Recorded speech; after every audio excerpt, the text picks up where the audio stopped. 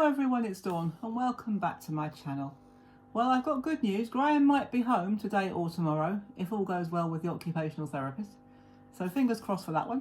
So while it's nice and relatively peaceful here, I thought I could get in a quick video for you. So today we're going to make what I'm calling a book card. And when you look at it like this, it looks quite a chunky, thick book. But when you open it, it's just an ordinary flat card. And it's very easy to make, and the trick from turning it into what looks like a flat card into a chunky book is this very simple cut here. And I'm not doing any preparation. The only preparation I've done is I've cut the pieces to size. So we're going to make this card on camera together, and it's very easy. So easy, even I can do it. You don't need any dies for this. If you want to use dies to decorate the front, of course, you can. But to actually make this card, you don't need any dies. So let's get going. So this one is going to be a 5x7 card. Now you can adapt this to any size card you want. I'm just making sure I've got it the right way around. Oh, that's not the card stock. Right, sorry about that. Right, take two. This is the card stock. So we are having a 5x7 card stock here. So this is our 5x7 card, and we are going to add to this. So we're going to turn it from this to something that looks like that. So that's what we're going to do. So we're going to start straight away. And the first thing you will need is a piece of pale card or thin card or even paper. Now I always use this lovely pale yellow, creamy yellow, but you can use a pale green, a pale blue, anything you like as long as it's pale. And if you're making a 5x7 card, you will need it to be 5 by 1.5. So I always make mine 1.5. So if it's a 4x6, you'd make it 4 by 1.5. So for the purposes of this video, it's 5 inches by 1.5, and all of the measurements you need will be down in the description box. So don't worry about it. So there's something you need to do to this. Now, if I can find it, there we go. I'm looking for my scoreboard. This is what you need to do. I'm just going to grab my scoreboard and bring it up here.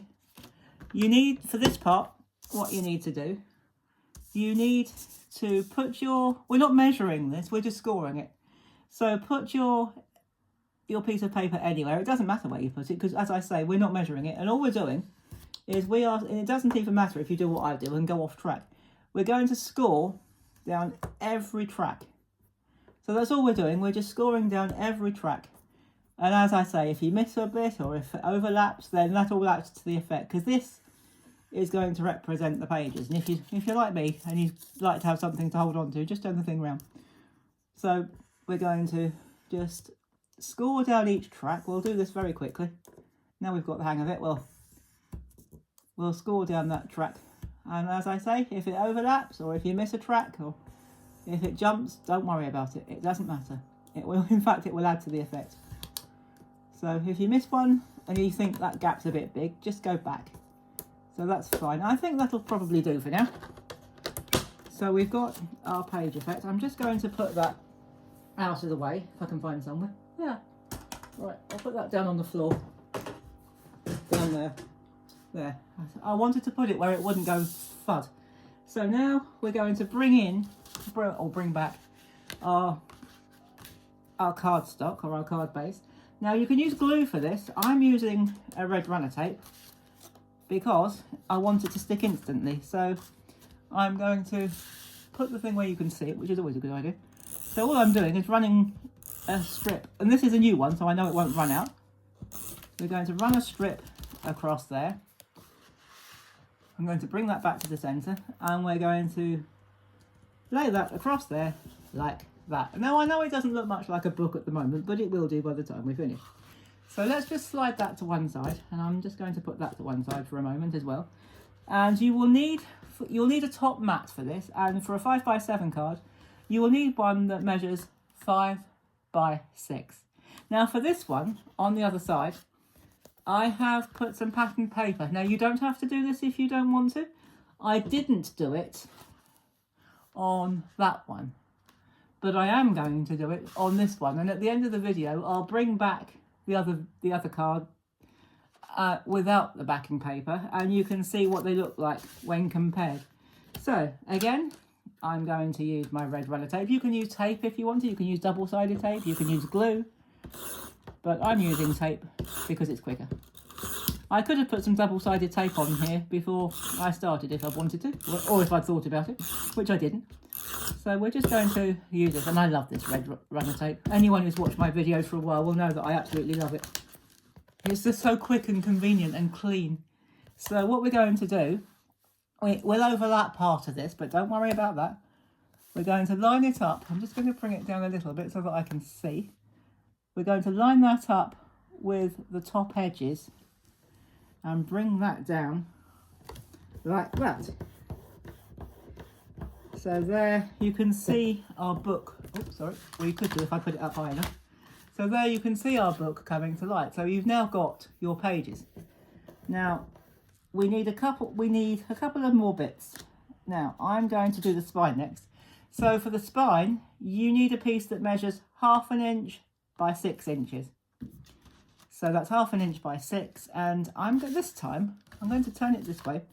This time I'm going to run it actually down the length of the spine rather than on the cardstock itself or on the spine piece. So there's no particular reason for that.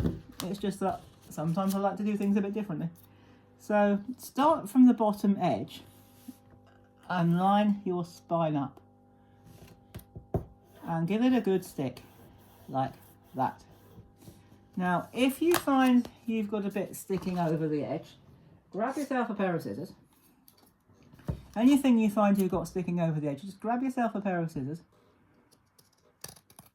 and just trim it down. It won't do anything, it won't spoil what you've done. And there's a bit on this open edge that I'm not entirely happy with, so I'm going to just trim that out as well. So that'll do, that's better. I do like things to be as straight as we possibly can. Now this is where, well, it doesn't matter which way you do it actually. I'll tell you, let's leave the best bit till last. Let's just put the decoration on. This won't take 2 seconds. So this came from an old, what did it come from? A Hunky Dory Christmas set. I think it might have been for this year. And so this is one of those things, if you're like me, like most crafters, your drawers and cupboards, art and craft units are bursting with stuff that perhaps you haven't used. This is the project for you. That's what I did. I've got one box, I've got a box file, which is full of Christmas stamps and a few dies, mainly stamps, but 1 or 2 dies.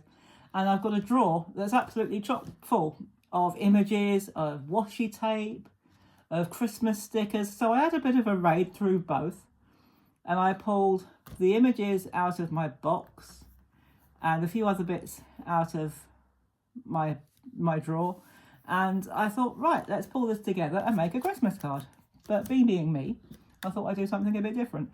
And you got a lovely little sentiment. And when I turn it over, I'll be able to tell you what it says. I think it says, "Let it snow." No, it doesn't. It says "Winter wishes." Beg your pardon.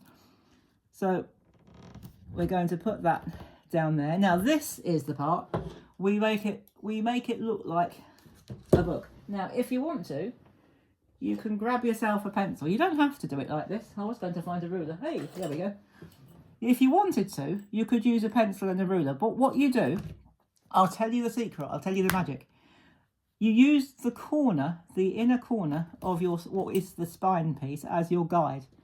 If you're going to put a ruler, put your ruler slightly, actually I'm going to do it this way so that I can see it, because we need to have this at an angle. We need to be basically, at its most basic, we need to be chopping off a triangle. So line it up with the point. If you want to, just draw a line like that. So we have, I've only done a faint line because I don't want this showing. And then all you do, the final bit, take your scissors. You can cut right through this. You may be able to do this on a trimmer if your trimmer will go through all thick card. But I'm going to use scissors. Just cut a straight line. Yeah, I'm not sure this will go through a trimmer actually. Especially if you've put card on it. And there you have, you've turned what used to look like a flat card into a beautiful book. So there we go. There is our book card. Open it up. That's probably a bit deeper than it should have been, but that doesn't matter. And open your card up and you have a lovely card inside, and you've still got all that room inside to write your message. So there's still a few bits we could probably trim off on the back, but I'm not going to worry about that now. So there you go, there is our book card. And as promised, I will bring in the one, yeah, that was quite a deep, card cut compared, but never mind. So there is the one without the backing paper, and there is the one with the backing paper. So you decide which we like to do. So I hope you've enjoyed this, and I really hope you have a go yourself. They're so easy, and it's quite, once you've cut everything out, it's super quick to make up. You can make it up in about 5 minutes. So I do hope you have a go at this, and I hope you enjoy it. And I will see you in my next video. And in the meantime, thank you so much for watching and for subscribing. Take care, everybody. Have fun. And as always, happy crafting. Bye-bye for now.